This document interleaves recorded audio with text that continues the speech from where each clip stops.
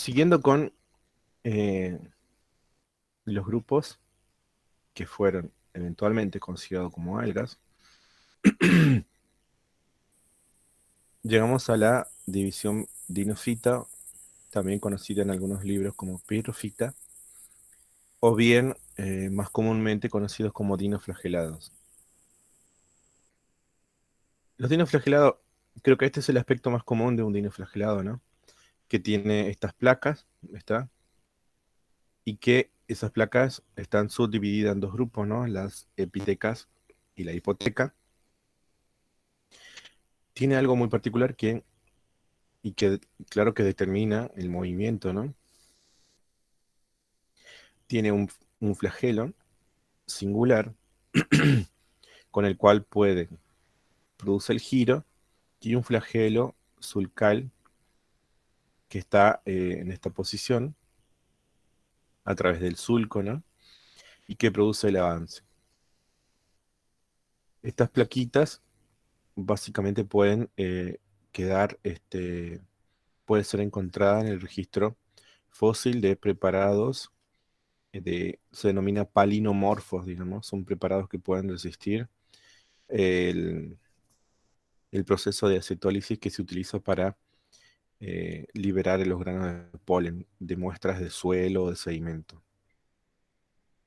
Son organismos celulares, al igual que los grupos que vimos hasta ahora, como Euglena, tienen los tilacoides agrupados de a tres. Este grupo también tiene un núcleo grande o denominado mesocariótico, ¿sí? Que a veces puede tener forma de U o de Y. El término mesocariótico hace referencia a que con determinadas herramientas puede verse incluso los cromosomas, ¿no? Que están condensados. La cubierta, la cubierta celular se denomina anfiesma y pueden estar además cubiertos por placas, ¿no? La clorofila es A y C. Acá aparece otra clorofila. Y dentro de eh, los carotenoides de xantófila se destaca la piridina, que es lo que le da el color amarronado de estas algas cuando se ven en los preparados en microscopio. La sustancia reserva es un tipo particular de almidón denominado criptamilo. Algunos son tecados, como vimos, que es el clásico ejemplo, pero algunos otros son desnudos, carecen de esas tecas, y mayormente los marinos pueden tener estas proyecciones que se adaptan, el tamaño de esas proyecciones se adaptan a la densidad del agua. Cuando el agua es menos densa, las proyecciones aumentan de tamaño y así modifican la relación de volumen y peso, haciéndole o aumentando la flotabilidad y la estabilidad dentro del cuerpo de agua, debido obviamente a que son planctónicas, ¿no? Eh, si ustedes recuerdan, el agua es más densa a los 4 grados, por lo tanto, las proyecciones de esta alga son mucho más pequeñas cercanas a esa temperatura.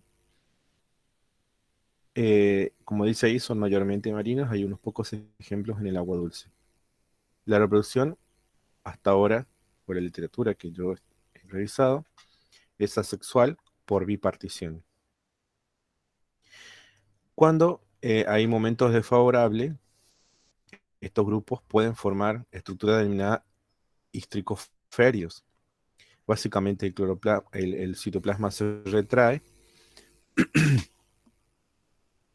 retrae formando unas estructuras con varias proyecciones externas así.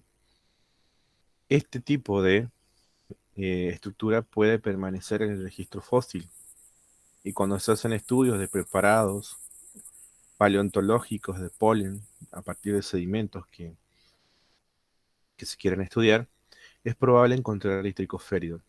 Y claramente, si encontramos triticoféridos en sedimentos fósiles, eh, es probable que nos esté dando cuenta de que es un ambiente eh, probablemente marino, acuático, ¿no? En muchos sectores, la presencia de estos citricoféridos es utilizada como bioindicador eh, de hidrocarburos, de que pueden haber hidrocarburos en algunas de las capas del sedimento, es decir, petróleo básicamente. Son importantes constituyentes del plancton, sobre todo marino. Algunos son tóxicos y pueden formar mareas rojas, las conocidas mareas rojas marinas. Unos pocos son bioluminiscentes. Esta es una marea roja en Brasil. Como pueden ver, son consumidas por peces que son filtradores y por tanto, como pequeños caballas o sardinas y ahí se producen esas mortandades masivas, ¿no? El siguiente grupo dentro, emparentado con este, se encuentran las criptofisias o las también llamadas criptófitos. Son algas muy pequeñas, por lo general son flageladas. Tienen el mismo tipo de clorofila, A y C, y son muy abundantes en beta-carotenos y alosantina. Esos pigmentos les dan ese color también ligeramente amarronado. La sustancia de reserva también es el criptamilon. Al igual que el entre el grupo, carecen de una pared celular y por lo tanto tienen una estructura denominada periplasto. Los flagelos sí son diferentes entre sí.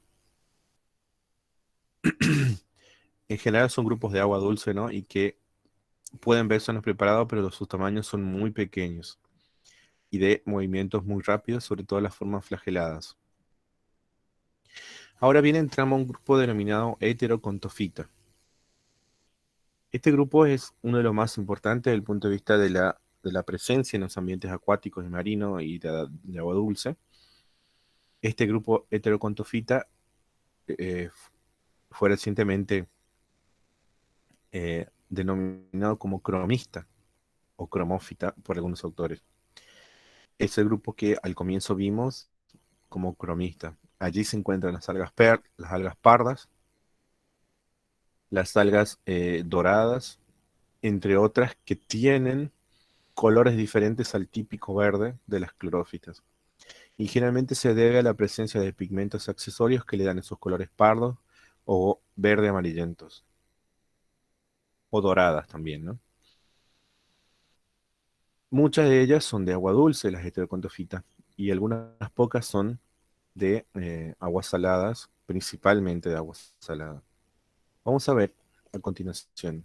Y en algún momento voy a ir rescatando a medida que avancemos en los grupos, vamos a ir rescatando cuáles son los caracteres que hacen que todas estas clases, como Santoficia, Crisoficia, Baxilaroficia y Feoficia, forman parte del grupo denominado cromista. Heterocontofita, o también llamada cromista o cromofita, tienen pigmentos, como decía, accesorios que enmascaran la clorofila. La clorofila son A y C, ¿sí? El producto de reserva es la crisolaminarina. Es un tipo particular de hidrato de carbono. La pared es celulósica o silícica, generalmente constituida en dos piezas. Y tiene una estructura de resistencia denominada estatóspora. Esos son los caracteres que es en común entre contofita. Además, y creo que lo principal es la presencia de flagelos en algún momento de su etapa reproductiva. ¿Está? Las diatomeas, por ejemplo, forman parte de este grupo y como ustedes verán, las diatomeas no son flageladas, son cocales. O bien las algas pardas marinas como Fucus laminaria o Sargassum, no son plantas, si se quiere, en principio que uno diga tiene formas flageladas, pero en algún momento de su vida tienen gametas flageladas. Entonces, las formas flageladas de este grupo, en algún momento de su vida, van a coincidir todas en los aspectos estructurales que aquí podemos ver. Particularmente tiene dos tipos de flagelo. Uno de ellos se llama anemático, es decir, que no tiene proyecciones laterales o mastigonemas. Y otro es pantonemático tripartito, es decir, tiene mastigonemas a ambos lados, constituidos por una base, un pie y tres fibrillas, es decir, 5 partes. ¿Está? En alguna literatura llaman a este flagelo, que es pantonemático tripartito con mastigonemas a ambos lados, le llaman flagelo barbulado. Entonces, un flagelo liso y otro barbulado, como con barbitas, digamos. Para memorizar, creo que para recordar es más fácil decir que todas las heterocontofitas tienen 2 flagelos, uno liso y uno barbulado. ¿Está? Dentro de ese grupo, el primero son las xanthophysias. Estas son algas denominadas verde-amarillas. Al igual que todo el grupo, tiene clorofila A y C. Y son algas de agua dulce, ¿no?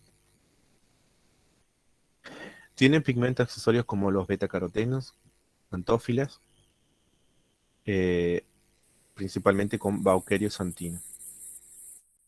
El producto de reserva es la crisolaminarina, que es común a otros grupos eh, de heterocontofita. Y de vuelta, al igual que los demás grupos, tiene pared de celulosa y silícica. Son mayormente de agua dulce. Hay muy pocas marinas costeras y las formas filamentosas son muy comunes en el ambiente acuático. Simplemente que podemos confundirla con otras algas. Y decíamos que tiene la pared celular compuesta por 2 piezas, en este caso de sílice. Las 2 piezas que engarzan de cierta manera es cada una de las piezas tiene una forma de H y se superpone a los extremos de la otra H y así va formando el filamento. Es muy común decía, en ambiente con mucha materia orgánica. Hay otras formas que son cocales, flageladas, como cloro- clorocromonas, Baukeria, que es una forma cenocítica, común en ambientes acuáticos e incluso en ambientes húmedos, encharcados o húmedos así saturados de agua. Y también hay formas capsales como Botridium, también que puede convivir y coexistir con Baukeria en esos ambientes húmedos encharcados. La reproducción tiene forma de reproducción asexual. La típica es la fragmentación, la formación de esporas asexuales, digamos, o de esporas flageladas asexuales, y también forma acineto, es decir, fragmentos del filamento en zonas predeterminadas. Claramente que esta es una alga eucariota, y no tiene parentesco con las bacterias, pero ocurre como una convergencia evolutiva, ¿no? Tiene isogamia como en Tribonema, que es el género que tiene las piezas en forma de H, e isogamia en Botridium y oogamia en Baukeria, que es el único ejemplo. Eh, Voy a volver hasta aquí y que nos sirva de ejemplo para estudiar los demás grupos. Si vamos a quedarnos con algún concepto de Santoficia, es importante saber el color que toman en los preparados. Entonces, Santoficia son algas verde amarillas. Las clorofilas son A y C, ¿está? Y que coinciden con los demás grupos de heterocontofita. Y posteriormente, saber los niveles de organización, ¿está? Eh, que tienen formas cocales, flageladas, cenocíticas y capsales. Y finalmente, la reproducción, que puede tener reproducción asexual, comúnmente fragmentación, y dentro de la reproducción sexual pueden tener los 3 tipos: isogamia, anisogamia y oogamia. ¿Está? La guía de estudio ustedes van a tener al final un cuadro donde están resumidos muchos de estos caracteres. que le va a permitir eh, facilitar y le va a permitir la lectura de este grupo. Ahora seguimos con el siguiente. Las crisofilias son algas denominadas pardo-doradas porque también eh, tienen un color dorado como las anteriores, pero este es un poco más marronado. Coinciden con todos los grupos en la clorofila A y C. Tiene beta-carotenos y xantófilas como fucosantina y crisolaminarina, sobre todo la fucosantina, que le dan ese color pardo a estas algas. En este caso, y estas son mucho más comunes en ambientes de agua dulce, son formas incluso algunas muy bonitas de ver, por ejemplo, como las formas flageladas del género Malomonas. También tiene formas coloniales como Dinobrium y Sinura. Dinobrium puede ser parte del perífiton y Sinura es una colonia móvil que está como, como que circula en el preparado, girando y dando movimientos así como una pelota que gira, digamos. Ahora entramos en las basilarefisias. Este es un grupo bastante conocido para ustedes. Al igual que todas las otras contofitas, tienen clorofila A y C. En este caso, tiene la fucosantina que le da ese color verde dorado a las diatomeas. Y tiene dos pigmentos particulares que son la diadinosantina y la diatosantina y diadinosantina. Además de la crisolamirarina, también tiene gotas lipídicas que se pueden ver en los preparados. Al igual que los demás grupos, también tiene dos piezas formando la pared. En este caso, como vimos en la anterior clase, forman el frústulo, que es fuertemente silificado y que a través de ese frústulo tienen aplicaciones económicas, ¿no? Vamos a ver más adelante. Desde el punto de vista morfológico, eh, como les mencioné ayer, tiene una valva superior denominada epivalva y una valva inferior o hipovalva. ¿Está? Y engarzan una sobre otra como si fuera una cápsula de Petri. En la zona donde se superponen ambas valvas se denomina cíngulo y es una zona un poco más clara cuando se ve en el microscopio, ¿no? También se pueden ver en un extremo nódulo, en ambos extremos son nódulos polares, son zonas más restringentes donde hay un mayor engrosamiento de la pared, ¿no? Y también tiene un nódulo central. Esos nódulos están comunicados a través de un rafe, ¿sí? Que es básicamente una hendidura longitudinal a lo largo de toda la alguita. Ese movimiento, el movimiento de líquido a través de ese rafe hace que las diatomeas puedan moverse, incluso en nuestro preparado. Básicamente que sean cocales no implica que sean completamente inmóviles. Hay dos formas, las formas pennadas y las formas centrales. La forma pennada, como ustedes pueden ver ahí, tienen un único plano de simetría, son bilaterales, mientras que las formas centrales o tienen simetría radial principalmente, ¿no? Son muy o son más comunes en ambientes marinos, las formas centrales. Y las formas eh, pennales, las formas centrales de agua dulce en nuestra región están o crecen principalmente en el río y tienen esta forma de filamentos, ¿sí? Es porque esas formas centrales se unen por la cara plana entre sí, van formando como pilas de monedas y forman filamentos, ¿está? Y son muy comunes en el río Paraná, por ejemplo, con el género Aulacoseira, que no está escrito acá. Tienen otras formas que son coloniales, ¿no? Eh, eh, Bastante diversas y realmente muy bonitas. Las diatomeas, como algún momento mencionamos, eh, son indicadoras de algunas características físico-químicas de los ambientes acuáticos. Por ejemplo, si hay mezcla o estratificación, la temperatura o el pH o la salinidad. Eso depende del grupo de diatomeas que allí están proliferando. Es decir, Dentro de diatomeas, dentro de la gran diversidad de diatomeas, algunas son indicadores de algunas de esas características físico-químicas de los ambientes. Es una buena rama para estudiar, ¿no? Porque justamente se utilizan en ciencia forense, por ejemplo. La tierra de diatomeas o diatomita se utiliza como filtro para, para hacer cerveza, por ejemplo. Pero en muchos casos se utiliza para hacer reconstrucciones de paloambientes, ¿no está? En estudios paleontológicos. Esa tierra de diatomea puede ser utilizada como un insecticida orgánico, básicamente obturando y tapando la respiración de las plagas. Es un insecticida orgánico y más bien mecánico, ¿no? También tiene muchos nutrientes, se puede utilizar como fertilizante y como suplemento mineral. La tierra de atomea se utiliza para pulir algunos metales como aislante, incluso para fabricar pinturas, ¿no?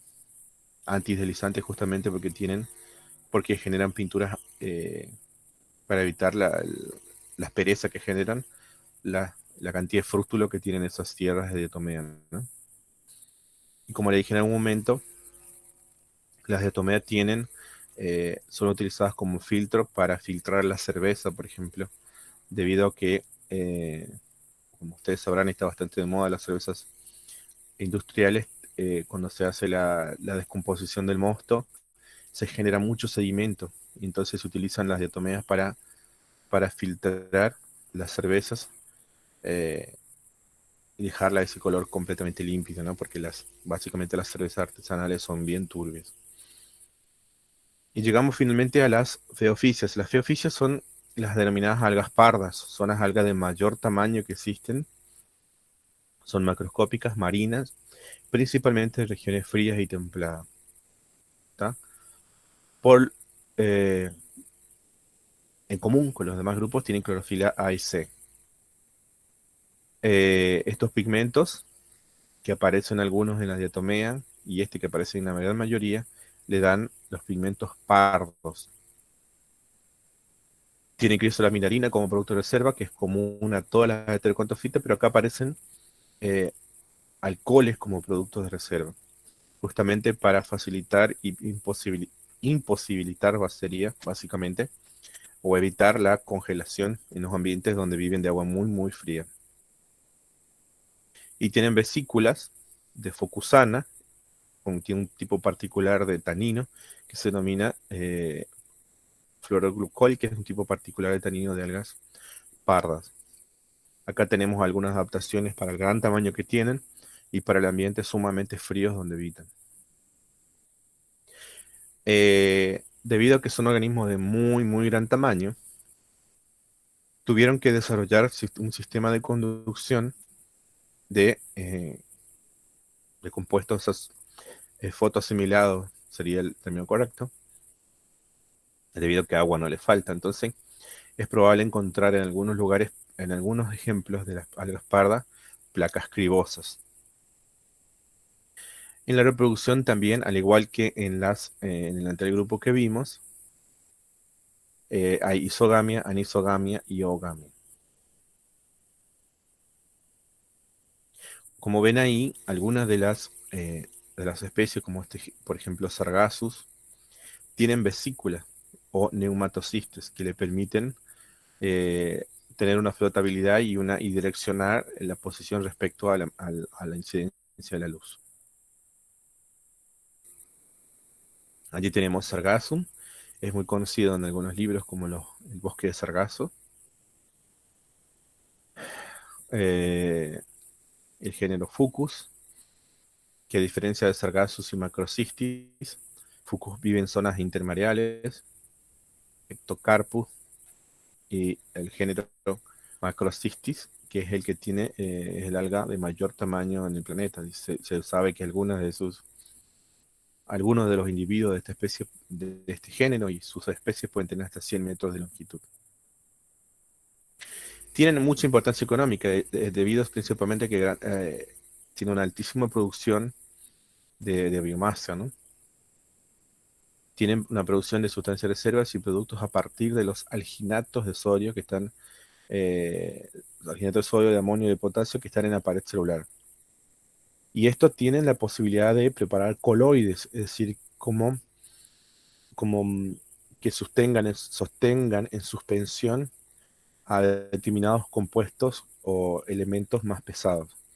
Entonces, por esa razón se utilizan para pintura, jabones, champú, crema de helados, es básicamente, se utiliza como un emulsionante para facilitar la elaboración de helado. Tinta, incluso laxantes. Finalmente llegamos a las rodófitas, ¿no? Las rodófitas, acá no hay error alguno, son algas rojas.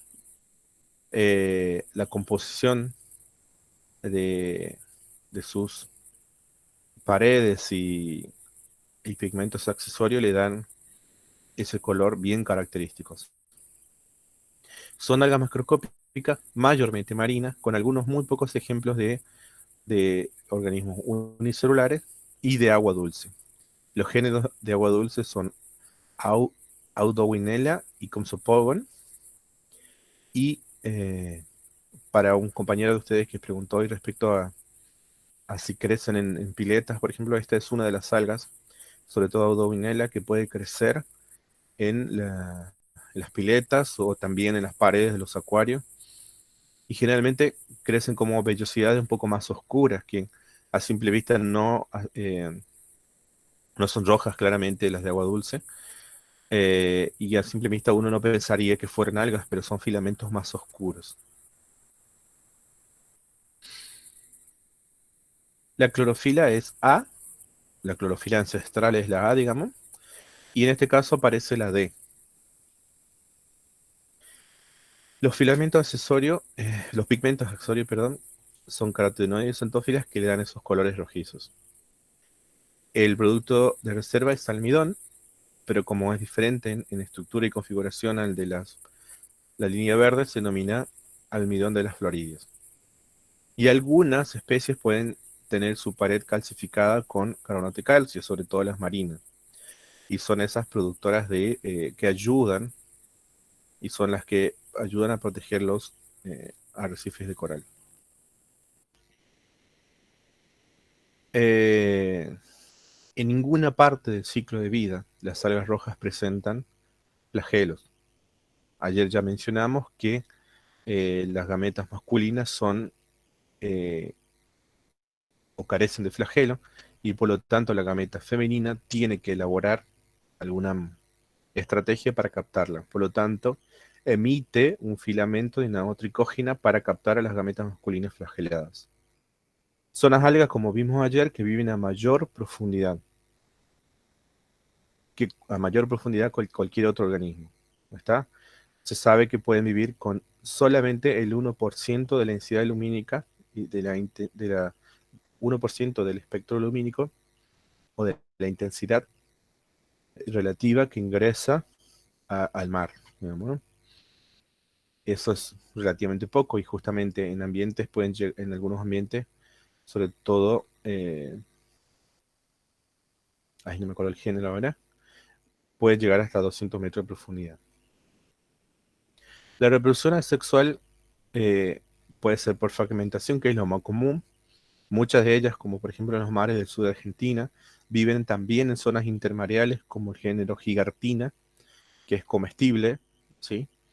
Que es recolectada y se la cocina y tiene la consistencia como si fuera el cuero de cerdo, digamos, y es comestible, ¿no? Y al vivir en zonas intermareales, la fragmentación es la forma más típica de reproducción. También se reproducen por gemación, por formación de esporas, y se denominan aplanósporas porque son esporas sin flagelo. Y la reproducción sexual es siempre oogamia. Sexual es siempre oogamia, ¿no? Avanzamos a ver las generalidades de clorófita para retomar algunos de los ciclos de vida un poquito más adelante. Las clorófitas ese último grupo que vamos a ver, la gran mayoría de ellas son de agua dulce, ¿sí? El 90%. Muy pocas, como la lechuga de mar, por ejemplo, o Acetobularia, o varios géneros que aparecen en la literatura, son de agua marina. Al ser el 90% de las especies de clorófita de agua dulce, y con seguridad son el grupo a partir del cual se originaron las plantas terrestres, eh, se supone que muchas de las, se supone que la evolución hacia el ambiente terrestre se dio a partir de un grupo de clorófitas. ¿Está? Actualmente viven en todos los hábitats, incluso en algunos terrestres. ¿Está? Algunas de las clorófitas forman o son simbiontes de los líquenes, y eso les permite llegar a las clorófitas a hasta 5.000, 6.000 metros de altitud con los líquenes. Por esta razón, se los considera que pueden vivir en todos los hábitats. Las clorófitas, al igual que las plantas terrestres, tienen clorofila A y B, coincidentemente con las proclorófitas. Los pigmentos accesorios son carotenoides y xantófilas, y en este caso es la luteína, la xantófila más común, que es exactamente el mismo tipo de xantófila que tienen las plantas terrestres. El producto de reserva es el almidón intraplastidial, básicamente igual que ocurre en los cloroplastos de las plantas terrestres. Tiene dos flagelos y son isocontos y anteriores, igual que las plantas terrestres. La pared celular es de celulosa y tiene dos componentes, coincidentemente igual con las plantas terrestres. El cloroplasto tiene tilacoides agrupados de 2 a 6 en granas o pseudogranas. Si ustedes piensan tilacoides agrupados formando granas, tenemos que pensar que es un tilacoide sumamente em, parecidos a los que son las plantas terrestres. Y estos cloroplastos tienen diversas formas.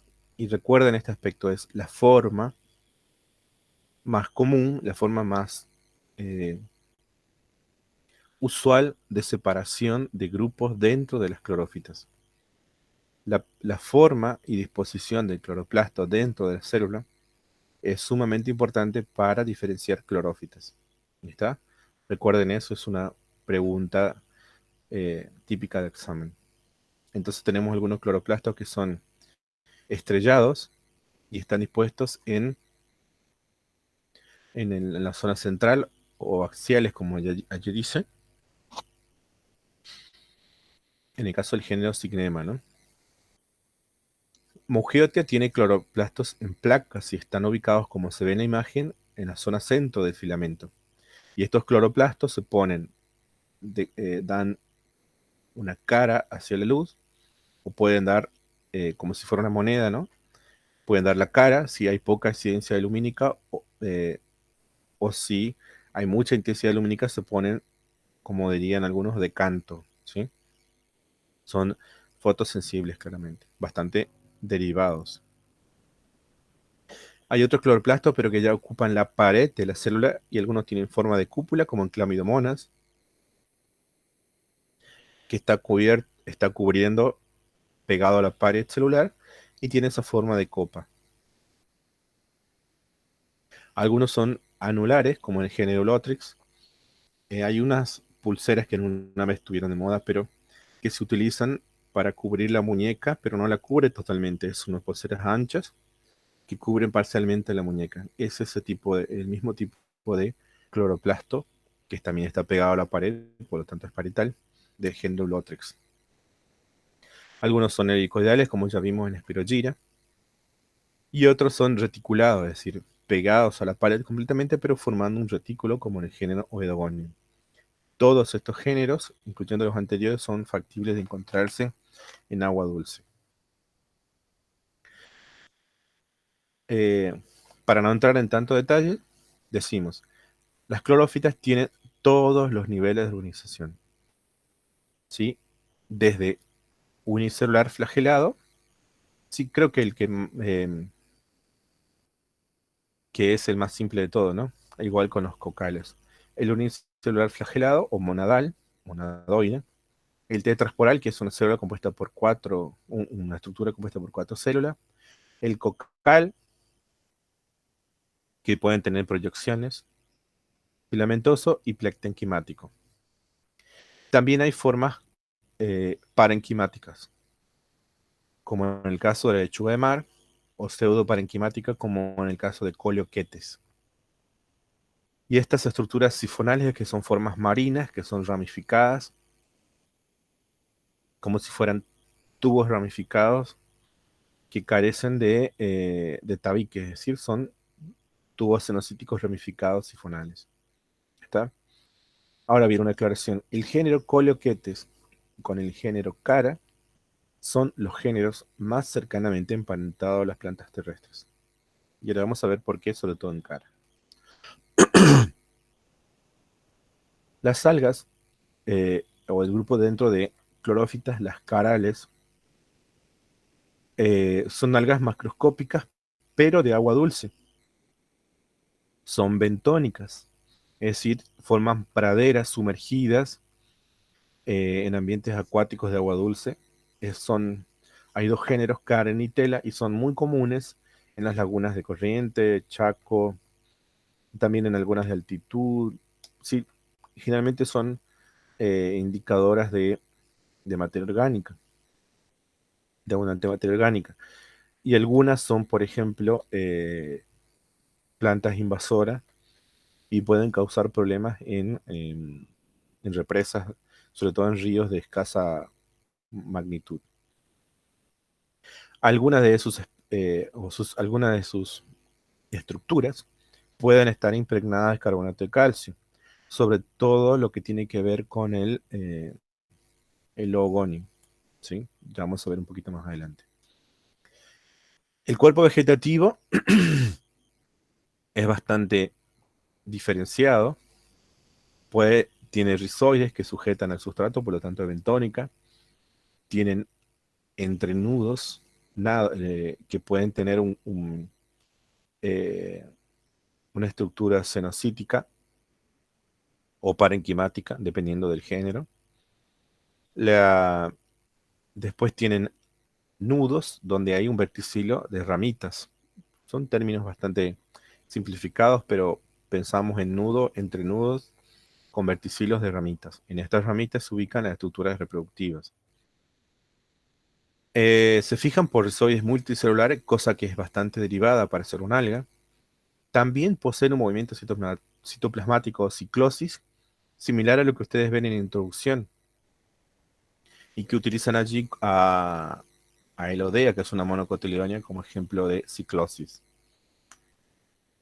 En Argentina hay dos géneros, y creo que son los dos únicos géneros de la familia, el género Cara y Nitela. Se diferencian entre sí por el nivel de organización, entre otros caracteres, ¿no? Uno es parenquimático y el otro cenocítico. Lo más particular en este grupo son las estructuras reproductivas. Esto que está acá adentro, toda la estructura se denomina núcula. ¿Está? En el interior se encuentra la ovocélula. Esto es, en su totalidad, la núcula. Podemos homologarla a un gametangio. Esa estructura es la ovocélula, que está rodeada por una capa de células espiraladas, estériles, que protegen a la ovocélula. Esta es una innovación sumamente importante para un alga. Es el único caso conocido donde hay una capa de células estériles protegiendo a la ovocélula. ¿Está? Y, y este gametangio está comunicado al exterior con estas células que tienen forma de corona o corónula, ¿sí? Lo mismo, este glóbulo tiene en su interior al gametangio cubierto por placas de células estériles, ¿está? También el mismo principio, un gametangio cubierto por capas de células estériles. Este sería como el gran avance en este grupo desde el punto de vista evolutivo, ¿no? Volvemos al, al cuadro inicial. Vimos dentro de los organismos fotosintéticos, vimos a las clorófitas, organismos fotosintéticos con organelas de doble membrana. Vimos a las rodófitas, que vimos que tiene clorofila A y D, pero tiene el típico cloroplasto con doble membrana. Las clorófitas,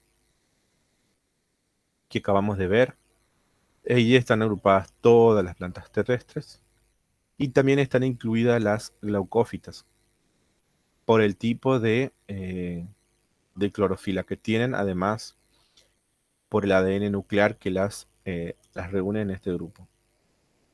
Además vimos algunos grupos que tienen eh, llamados los heterocontofitas, que tienen flagelos heterocontos, o también uno liso y barbulado. Vimos algunos grupos como las xanthophysias, las feoficias, y aquí también están incluidos los dinoflagelados. También están aquí las criptófitas, que son esas células pequeñas flageladas. Y finalmente, dentro de las algas vimos las euglenas, que están en el grupo dentro de Scavata, ¿no? Que, eh, que tienen afinidad más con protozoos.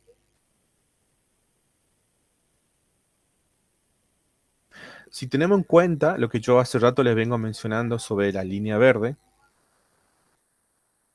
en este grupo, dentro de la línea verde, están agrupadas y están algunos llaman línea verde, ¿no? O también es un término que se conoce en la literatura como virideplante. Actualmente se sabe, se considera desde acá, desde plantas vasculares hasta glaucófita, a todo este grupo se considera como plantas, ¿sí? Y todo este grupo es lo que antes vimos como, como arqueoplastidias. Entonces, si ustedes buscan en la literatura más moderna, van a encontrar que además de las plantas terrestres, dentro de el término planta actualmente están incluidas las carófitas, que es el grupo hermano inmediato de las plantas terrestres o embriófitas, seguidas de las clorófitas con los demás grupos, las rodófitas y las glaucófitas. Todo este grupo es actualmente conocido como el reino plante. Ustedes al final de la guía de estudios van a encontrar cuadros donde hay una comparación de las principales características, eh, sobre todo que tienen que darle una lectura concienzuda de estos aspectos, pero nos vamos a centrar para diferenciar es si el grupo taxonómico es de agua dulce, agua salada, qué nivel de organización tienen, ¿está? Y la presencia del tipo de, si pueden, eh, traten de memorizar la presencia y qué tipo de clorofila tienen, ¿está? ¿Por qué? Porque eso nos permite establecer una relación directa con los grupos. Si tiene clorofila A y C, probablemente pertenezca a esos grupos que tienen cloroplasto con dos o cuatro membranas, ¿está? Si tiene clorofila A en conjugación con B o con D, están dentro de los grupos de arqueoplastidios. ¿Está?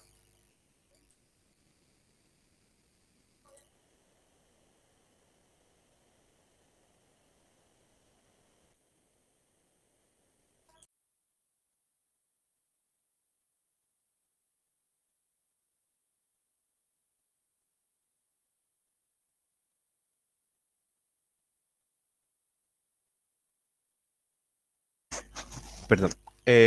Bueno, ¿tienen alguna duda, chicos, que yo pueda aclarar ahora? Sí, profe, yo tengo una duda. Bien, bien, las que tengan. Entonces, las clorófitas están dentro del reino Plantade y no Exacto. del protista. Bien. Y tiene todos los niveles de organización, incluso cormo. Eh, Clorófita como grupo de alga tiene hasta talo, ¿sí?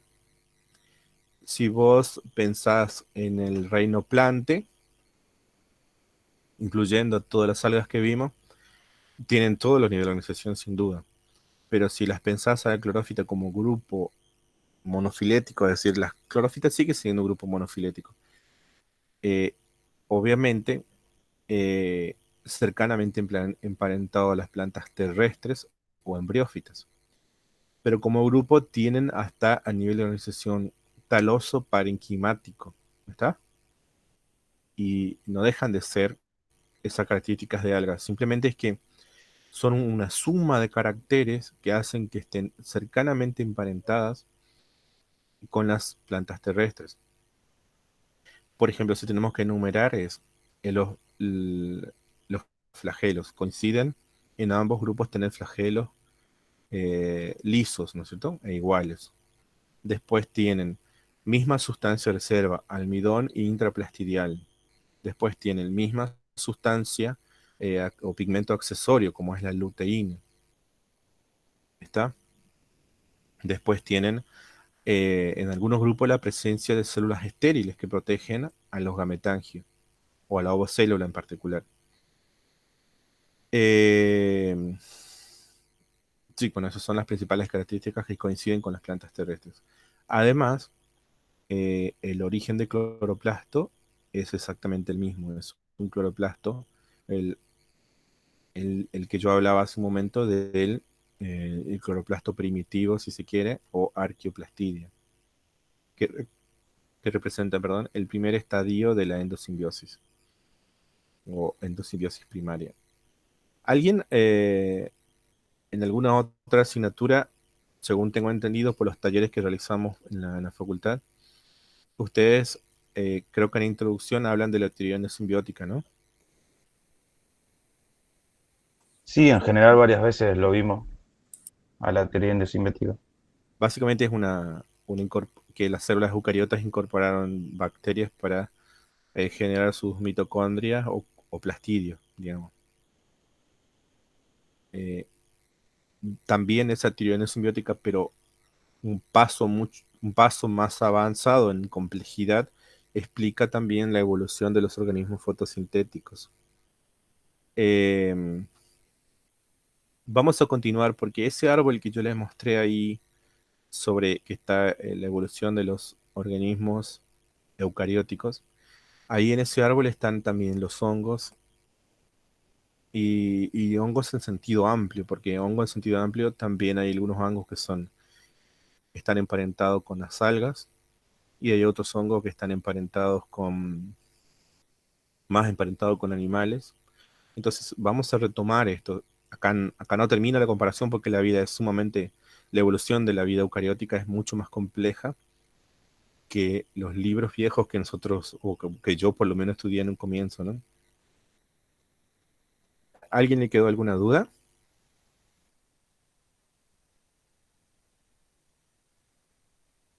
Por el momento no, profe. Bueno, les comento, yo voy a subir esta clase. Nosotros llegado el momento previo a este parcial, porque al parcial de este tema vamos a hacer repasos, ¿está? Ustedes ahora tienen esta clase que tiene mucho contenido. eh, Van a, llegado el momento, van a hacer una lectura y me gustaría ahí que cuando hacen esa lectura se encuentren con el leer, digamos, y se encuentren ahí con las dudas que surjan de esa lectura. Ahora yo les fui contando algunas de la información más relevante de algunos grupos, pero en los apuntes que se disponen de la cátedra hay mayor cantidad de información. La semana que viene ustedes tienen un parcial, ¿sí? El, el parcial incluye temas relativamente eh, simples, ¿sí? Que tienen que ver con ciclos de vida, con reinos, con niveles de organización,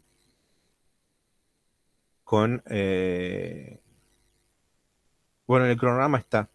El único tema que no va a entrar en el parcial es el, diríamos, el pasaje del agua al ambiente terrestre. ¿Ya? En algún momento, cuando planificábamos, pensábamos poner eh, dentro de este primer parcial el pasaje y la adquisición de determinadas características que tienen eh, algunas, eh, que tienen que ganar algunas de las líneas que fueron al agua, al ambiente terrestre en este parcial. Sin embargo, quiero ponerlo eso en el contexto de los grupos que han realizado ese cambio, ¿está? Para que no sea no sea tan abstracto y quede allí en el aire. Es decir, recapitulando, yo les voy a pasar un breve temario, aunque ya está en el cronograma que yo le envié, que incluye eh, conceptos básicos de sistemática, como por ejemplo, conceptos básicos de la asignatura, como por ejemplo, ¿qué incluye la asignatura? ¿Sí? Ustedes si ven el tomo uno de la guía de diversidad vegetal, van a encontrar, allí se define la asignatura, se define taxonomía, se define sistemática. También en la clase yo le agregué qué es nomenclatura, ¿está? Después, los ciclos de vida, básicamente ciclos de vida con una generación o con alternancia de generaciones. Y allí me gustaría que ustedes, en la clase que vimos, mencionen, por ejemplo, conozco el ciclo de vida haploide, el ciclo de vida plóntico con tal ejemplo, ¿está? Y ustedes me explican en qué consiste un ciclo de vida haplóntico, es decir, hay una única generación haploide y la fase diploide está representada únicamente por el cigoto, ¿está? Después, ciclo de vida con alternancia de generaciones, cosas que ustedes ya saben de materias previas.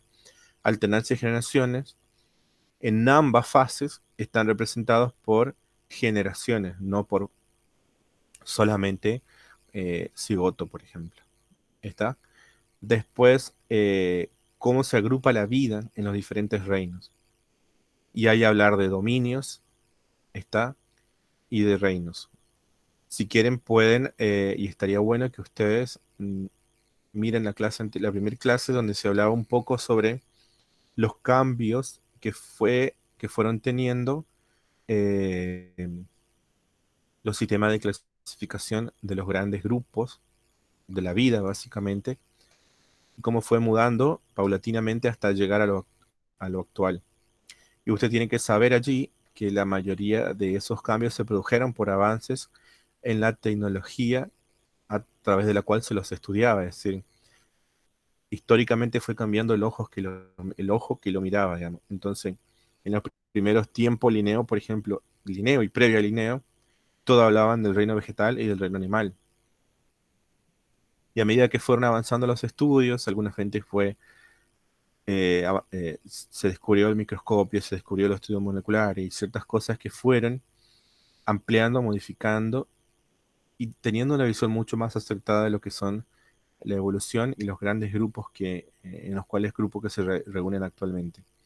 Creo que la última clasificación que le mostré eran en determinado número de reinos y 3 dominios, ¿está? Y bueno, creo que podemos hacer si ustedes si lo desean, en algún momento podemos hacer un repaso. Está el grupo de WhatsApp para cualquier consulta. Yo le aviso, voy a subir las 2 grabaciones de hoy y un pequeño temario para ayudar y facilitar la lectura de este primer parcial, que va a ser oral. ¿Está? Perfecto, profe. Sí, yo estoy de acuerdo con una clase de repaso ahora un poco más adelante. Bien. Ustedes me dicen, yo ahora no podría seguir más charlando porque tengo otras actividades, pero en algún momento podemos acordar un horario y nos reunimos nuevamente, eso ya depende de ustedes. Otro día otro día que es propio de la asignatura es el día viernes. Entonces, podría ser el día viernes en la tarde, después de la clase, de esa pequeña reunión que tienen sincrónica con los docentes de práctico, podemos planificar en algún momento el viernes a la tarde. ¿Está? Profe, una consulta. ¿Sí? ¿Vamos a tener clases teóricas sincrónicas todos los martes y miércoles? Yo eso es lo que consulté ayer. Eh, si ustedes pensaban o querían clases grabadas o clases eh, sincrónicas.